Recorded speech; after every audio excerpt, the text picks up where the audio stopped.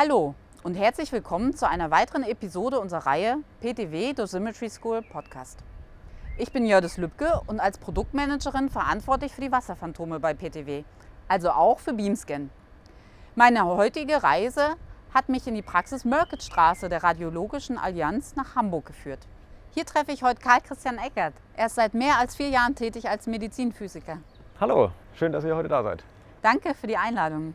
Ja, gerne. Es ist immer schön, PTW hier zu haben und auch mal die eigenen Erfahrungen zu teilen. Karl Christian spricht das schon an. Er möchte mit uns seine Erfahrung teilen während der TPS-Validierung eines Beamscan Halcyon und Ethos. Ja, wir haben ja vor knapp 2 Jahren unsere Halcyon zur Ethos konvertiert und in dem Zuge gleich auch eine zweite Ethos installiert. Und zu Beginn dieses Jahres haben wir dann auch noch das Upgrade zur Ethos 2.0 vollzogen. Und in diesen ganzen Upgrades und Konversionen wurden natürlich sehr viele TPS-Validierungen durchgeführt. Dafür haben wir dann unser eigenes hausinternes Tool geschrieben und dachten uns nach einer Weile, nicht jede Praxis kann das selbst entwickeln, möchte das selbst entwickeln in der Zeit. Und es wäre natürlich schön, wenn wir das mit der Welt teilen könnten, und haben uns dafür dann an PTW gewandt, als einen professionellen Partner, der diese Software vielleicht besser aufbaut, als wir das getan hätten. Genau, und wir haben die Idee gleich mit euch aufgegriffen zusammen und ein Projekt daraus gemacht und mit euch zusammen das Software-Tool DICOM to MCC entwickelt. Das Software-Tool konvertiert einen Bestrahlungsplan direkt aus dem Planungssystem in das PTW-übliche Datenformat .mcc. Dieses kann dann wiederum eingelesen werden in die Beamscan-Software und man kann quasi direkt mit dem Nachmessen beginnen. Ja, das funktioniert auch richtig gut. Wir benutzen das regelmäßig selbst. Schauen wir uns das doch Ganze mal in der Praxis an. Auf geht's. Okay, was müssen wir denn jetzt alles machen? Also zunächst mal müssen wir einen Bestrahlungsplan bauen auf einem virtuellen Wasserphantom. Das habe ich hier schon mal gemacht. Und ich habe auch schon eine Feldgröße von 10 x 10 cm eingestellt. Die wollen wir dann heute validieren. Und die Dosis ist auch schon berechnet. Als nächstes müssen wir ein RT-Dose-Objekt und ein RT-Plan-File exportieren. Das geht zum Glück sehr schnell und einfach hier. Und wenn das dann gemacht ist, kann man das in das DICOM zu MCC-File Programm hineinladen. Okay. So, das ist jetzt gemacht. Dann starte ich hier das DICOM zu MCC-Programm und öffne den entsprechenden Plan, der RT-Plan-File. Und dann kommt eine Abfrage, in der schon mal eine Feldgröße und ein SSD erkannt wurde. Die stimmen in dem Fall, und wenn das korrekt ist, klicke ich auf OK.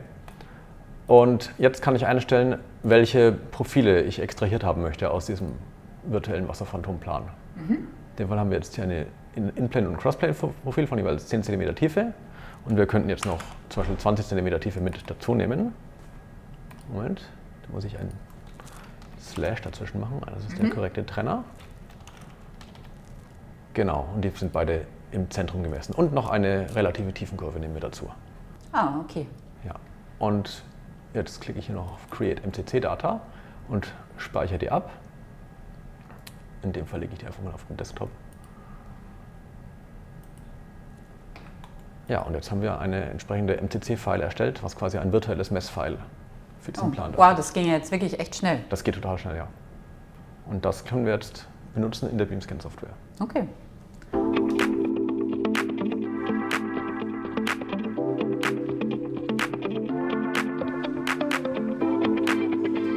Wow, du hast ja schon alles vorbereitet.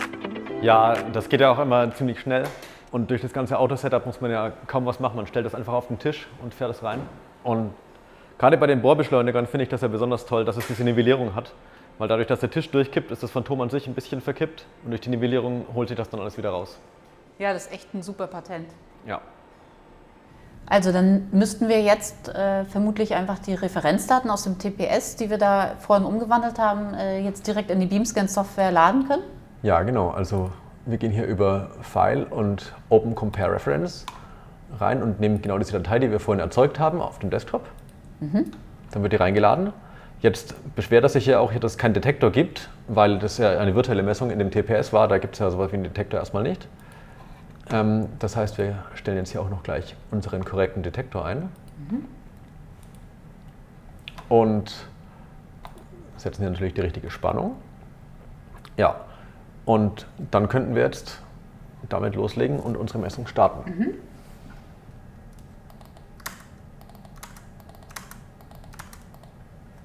So, ich habe mal die Monitoreinheiten eingestellt.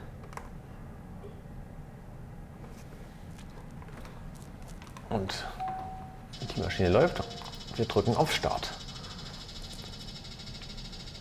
Das sind da jetzt die Referenzdaten und da drüber ist die aktuelle Genau, Messung, in oder? schwarz sind die Referenzdaten und hier ist die aktuelle Messung. Die sieht ein bisschen höher aus gerade. Sind da jetzt auch eine rote Ampel? Interessant. Das ist doch der Gamma-Vergleich, der live stattfindet. Okay. Das stoppen wir vielleicht gleich mal und gucken uns mal an, was wir hier falsch machen. Pause. Das ist auch hier sehr hoch. Das sieht mir, oh ja, aber wir haben noch die falsche Feldgröße eingestellt. Das ist noch vom Autosetup übrig. Da haben wir ein größeres Feld genommen, damit wir bessere Geometrie bekommen. Ah, okay. Das ist natürlich so ein klassischer Fehler. Müssen wir vermutlich nochmal von vorne beginnen. Ja, ich glaube schon, das Autosetup kann ja bleiben, aber wir müssen hier die Feldgröße nochmal korrigieren. Ist ja cool, dass das einen gleich gewarnt hat. Das ist immer ganz nett. Dann muss man nicht erst alle Messungen durchmachen und zum Schluss erkennen, dass alles daneben geht. Die wollen wir nicht speichern, die alten Daten. Ja, und jetzt starten wir einfach nochmal neu. Es läuft. Aber wir sollten gleich was. Ja, guck mal, das sieht gleich viel besser aus. Jetzt trifft die Kurve auch sehr präzise sogar heute. Das ist ja schon cool. Ja, also wir haben die Geschwindigkeit auch etwas erhöht jetzt heute, weil wir nur einen Vergleich machen zu einer Referenz. Würden wir jetzt das TPS wirklich validieren wollen, von 0 auf, würde man da sicherlich eine deutlich geringere Geschwindigkeit einstellen. Ja. Aber in dem Fall, jetzt nur für die Verifikation reicht es ja mit etwas höherer Geschwindigkeit. Okay. So, und jetzt kommen die Tiefen, die 10 und die 20 cm.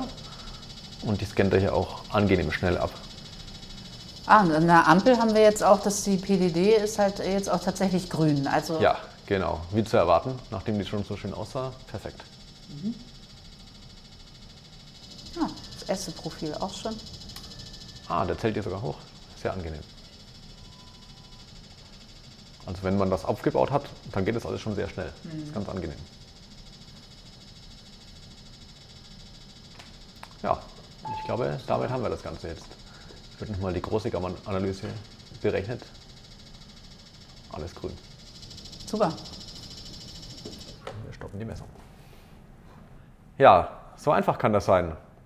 Durch die Profile konnten wir auch gleich den Fehler finden und damit war die Messung dann echt schnell erledigt. Also diese Verifikationsmessung war ja keine richtige Validierung. Bei einer richtigen Validierung müsste man da jetzt irgendwas anderes machen? Muss man da noch irgendwas mehr beachten?